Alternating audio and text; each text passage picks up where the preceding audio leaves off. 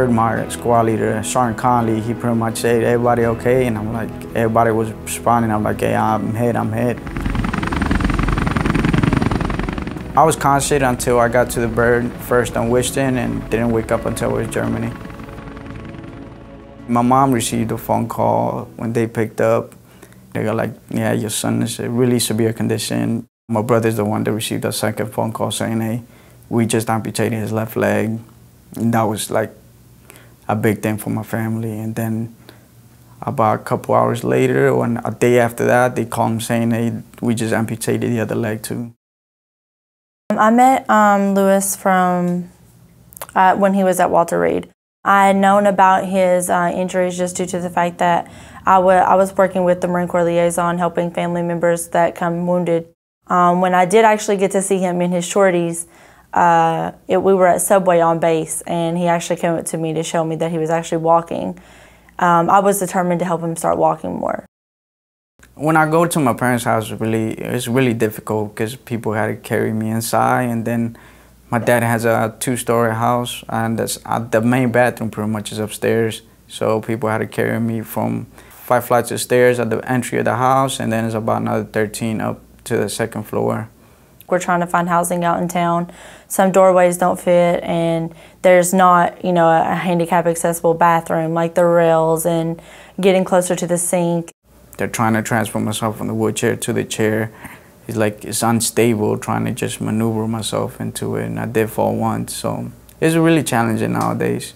If he is in the shower, I do ask him to keep the shower open. I mean, the curtain can be closed, is fine, but I like to have that visual and the communication with him just to make sure that he's okay. I like to be in the kitchen just so that I know that he's okay and like nothing is going wrong. It's very challenging in order to find any adaptation for a handicap accessible home. Even if it says it's handicap accessible, there's really not much that's accessible. He wants to be very independent, and I get that. But then there's certain things where I'm fearing for his safety because I'm a worry regardless. I'm going to worry no matter what, and if something was to happen, I would never forgive myself if I wasn't there.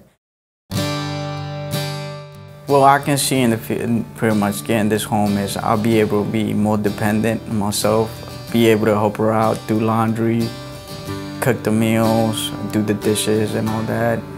Well, if I am on my prosthetics and no wood, it's going to be easier for me to get up and start walking around. Also in the chair, it's not going to hurt that much my arms due to the fact that this rug is just wood and it's easy to move around. I grew up with 4 brothers. My mom is the only female home. She taught us all our boys how to cook. Well, with the showers and the bathrooms, it's easy to maneuver. Just take the chair in, just move around and sit. If I want to take a shower in the tub, I could sit down and also push myself in. Same thing coming out. He doesn't have to just go straight from a height from his chair all the way into a deep, deep tub. He can just scoot in and then lower himself into it, which is a good thing for him and not so much of a challenge for me to worry. Homes for our troops, I think they're doing an amazing job. The things that they do for all these veterans that have these disabilities, giving them a piece of themselves back, you can't ask for that. Yeah, okay, I lost my limbs, but they're actually helping me another way.